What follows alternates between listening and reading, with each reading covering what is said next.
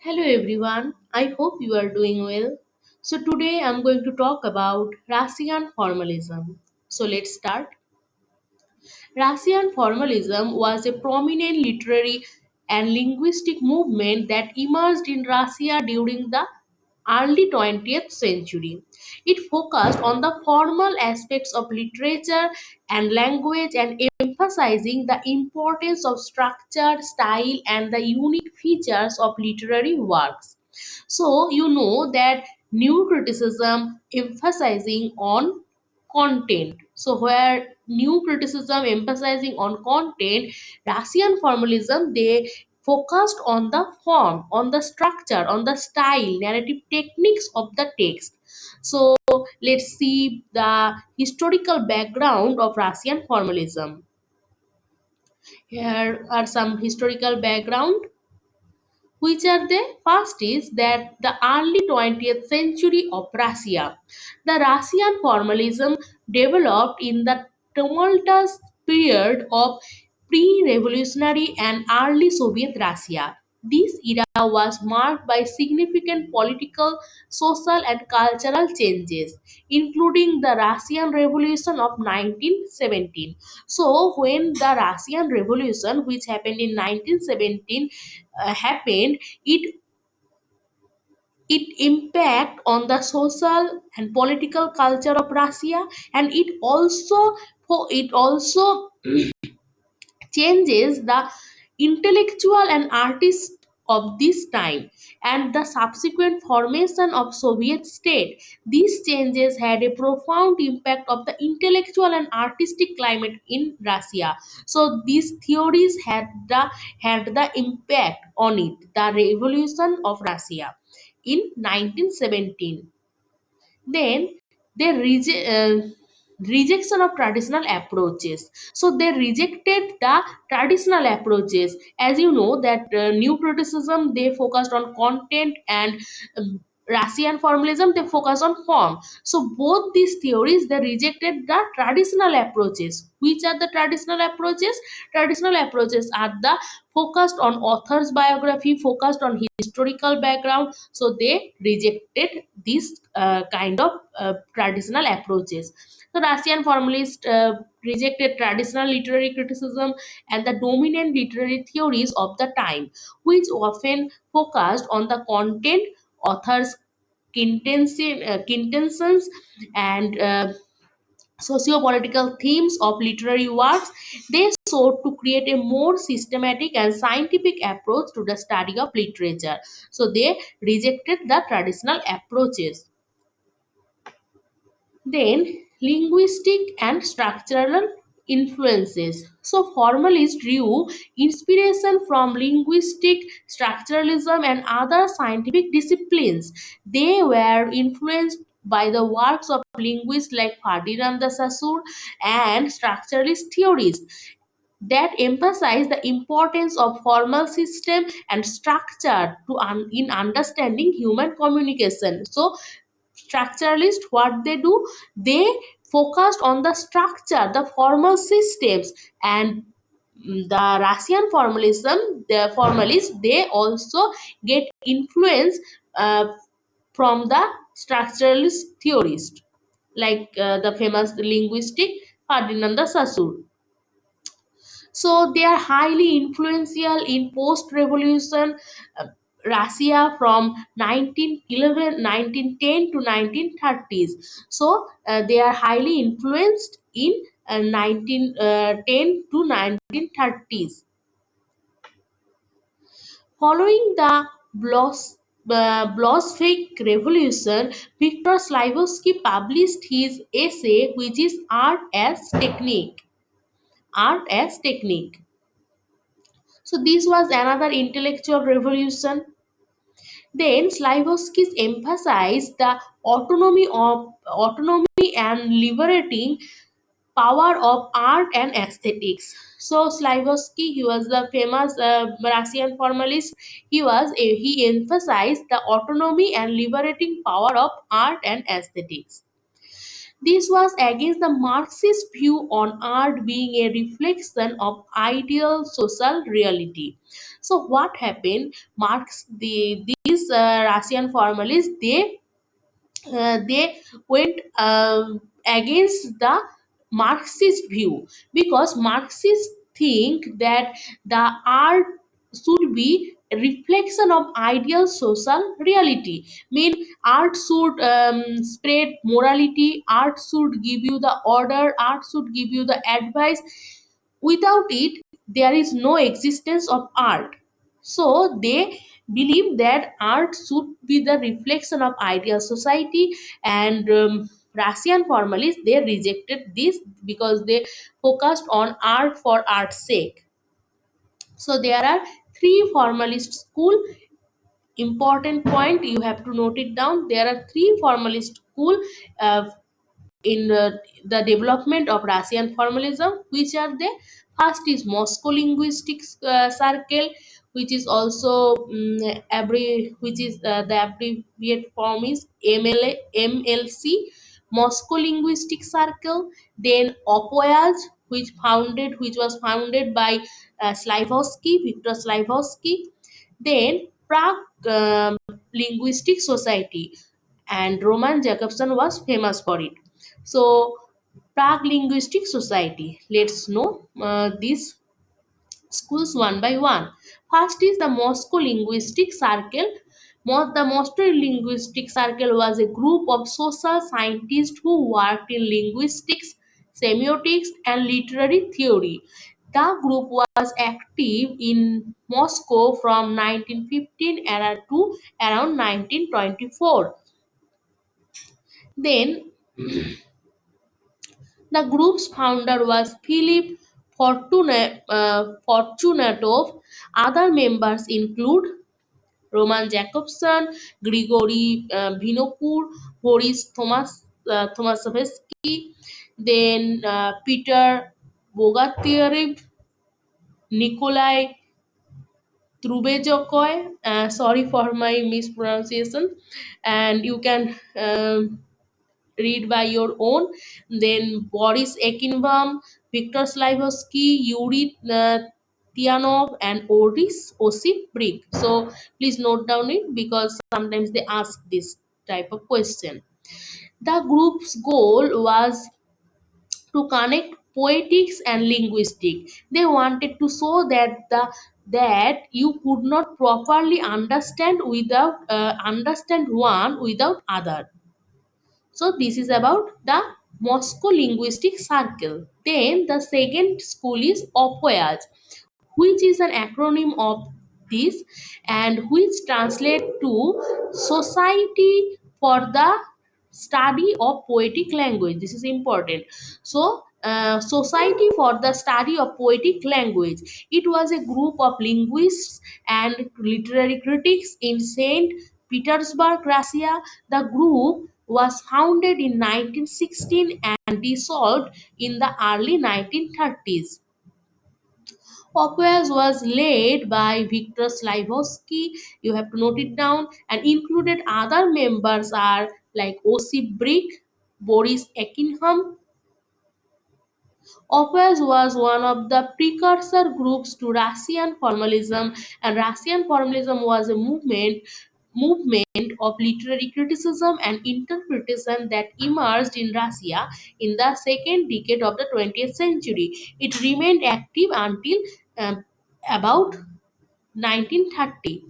Opus was formed by a group of students and professors. It was one of the two groups that began the movement. The other is, Moscow Linguistic Circle, which was founded in 1915.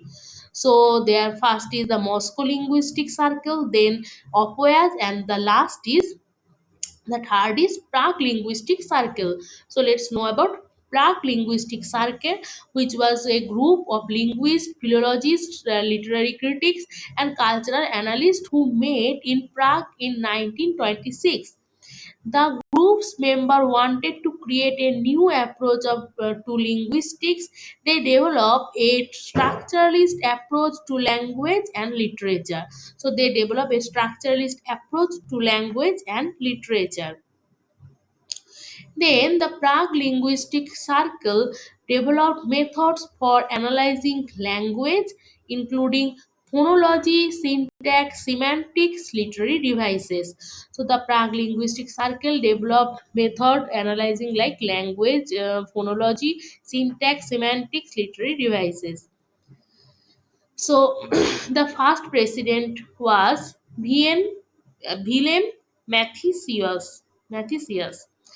So there are total 50 members, which are there. The famous are Roman Jacobson, then Nikolai Trubetskoy, Jan Mukorovsky, Rene Walek.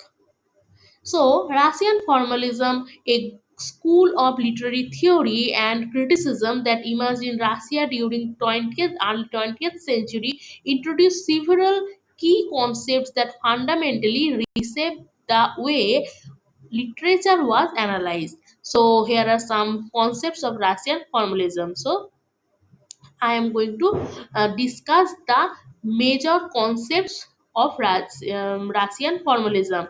Which are they? You have to note it down. First is defamiliarization.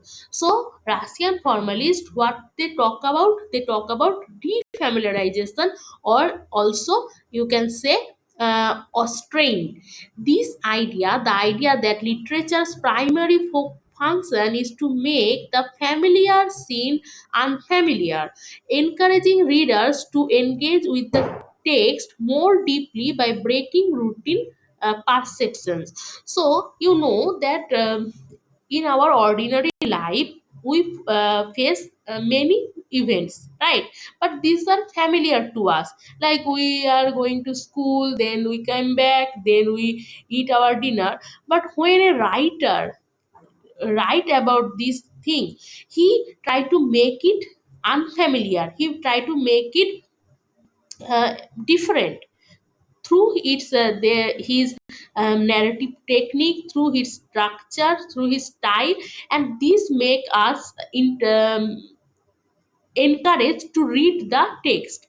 So the main focus or the main work of the writers or authors should be that they defamiliarize or unfamiliarized the familiar thing, the ordinary things, which you can say that Coleridge also said that the common person, they could not see this, but a poet, when a poet try to see it in different way, it make it strange, it make it unfamiliar, and also it also focus our or gain our interest, right? So the Russian formalism, they said that a poet always try to defamiliarize the ordinary thing, and it gives the readers encouragement to read the text. Then form and function. The formalists emphasize the importance of the form, structure, style of a literary work. They believe that the form carries meaning and should be analyzed independently of content. So they don't focus on the content very much. So they focused on the form and function. So they said that form and function is the only thing that you have to emphasize, because through this you can interpret the text. This is the easy way to understand. Then poetic language. So they focused on the form, so they focused on the poetic language, on the distinctive and features of poetic and artistic language, such as metaphor, rhythm, symbolism, which set it apart from everyday language. So using of metaphor, using of rhythm and other poetical technique, make it different, make it apart from ordinary language. Then literariness. This is an important concept.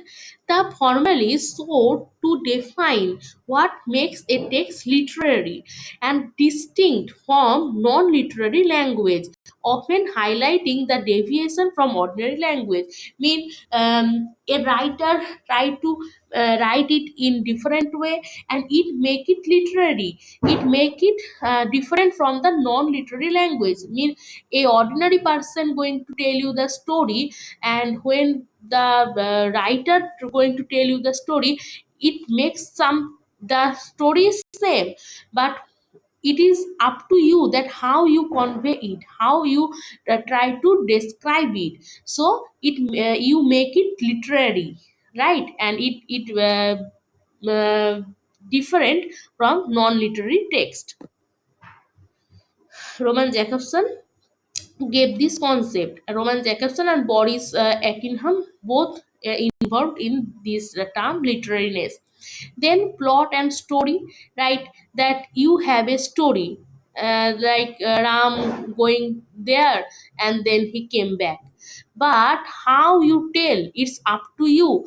How you set the plot chronologically, or you can start it in medias res, you can make it different in different way. So they said that there is a plot and story. The differentiation between story, the chronological sequence of events. So there is a chronological sequence that Ram going to this garden and then he came back.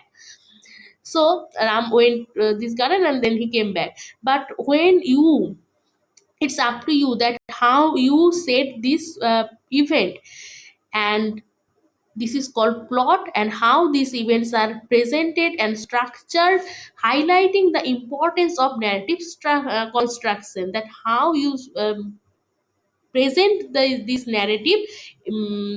It's up to you, and it's gave you the importance of narrative construct.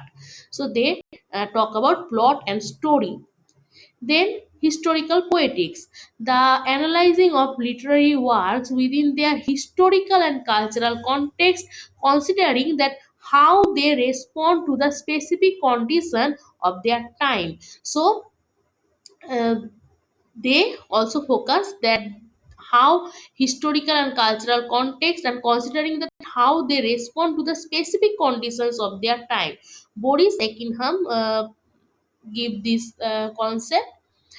Then function of folktales. So function of folktales, the identification and analyzing of recurring functions and character roles in folktales as exemplified by Vladimir Prop's morphology of the folktale. So Vladimir Prop was very much famous for his writing morphology of the folktale. He said that every folktale, every myth has the same storyline. Mean there is a heroine, there is a hero, there is a villain. So uh, the same storyline, and these kinds of images or these kinds of recurring myths, always these kinds of story always recurring. So he uh, identified the function of folktales, and he wrote morphology of folktale.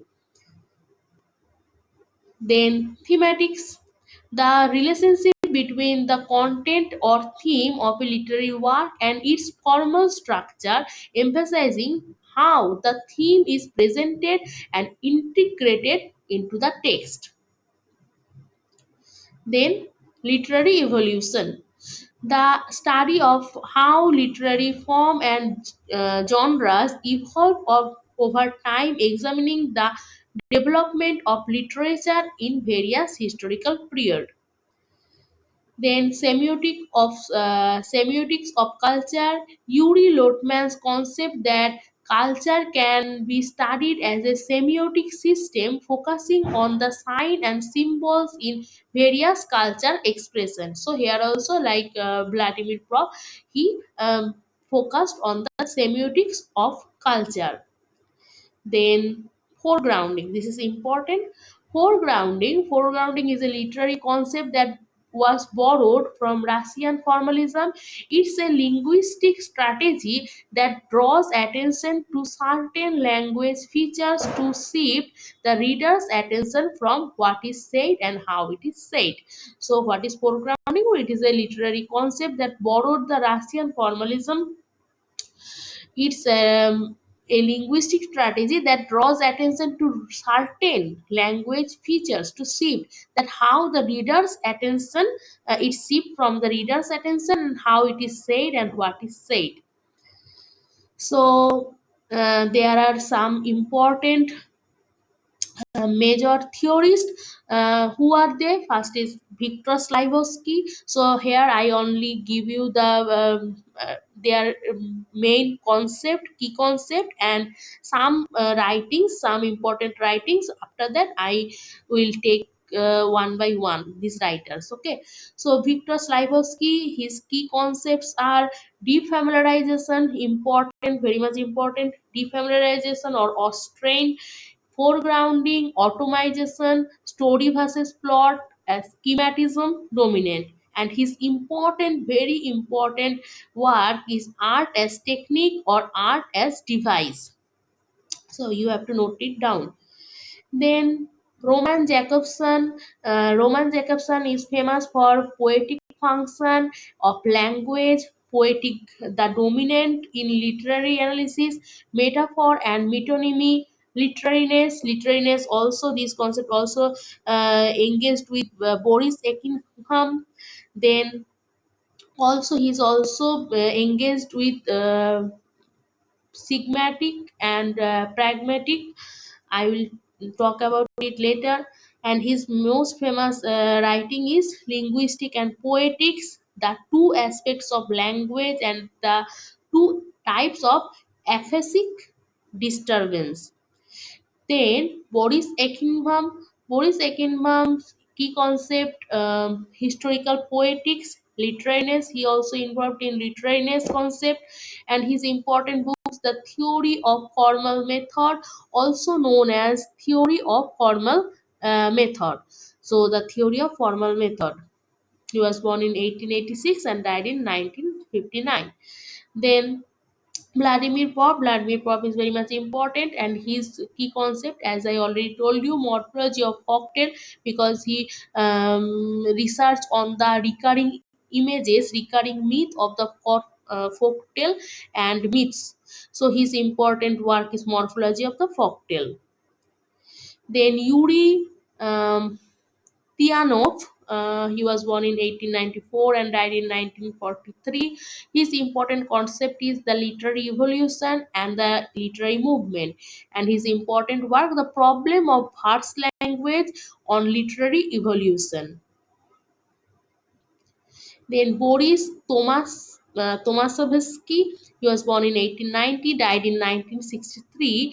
His important concept is plot and story, plot as an element of construction. Plot versus story also involved in Victor Slavovsky also, I think. And his important writing is Thematics and the Poetics of Russian Formalists. Then Grigory Vinokur, he was engaged with motive and thematic system, and his important work, Problems in the Study of Literature and Language. Then Yuri Lotman, his important concept is semiotics. His important concept is semiotics of culture, as I already told you, and his important work is the structure of artistic um, text, the structure of artistic text. Then the last but not the least, Mikhail Bakhtin. So here I'm going to talk about the key concepts of Mikhail Bakhtin, which are the dialogism, then carnivalesque, polyphony, heteroglossia, chronotop. So here I only gave you the name, but I'm going to elaborate in my next video. Then centrifugal and centripetal forces, genres and discourses, double voice discourse, ideological becoming. So that's all. I hope you will like this video. Here I'm only try to give you the introduction of Russian formalism and the most important concepts. And in my next video, I'm going to elaborate these concepts and the major theorists of this theory. So thank you for giving your time. I hope you will like it.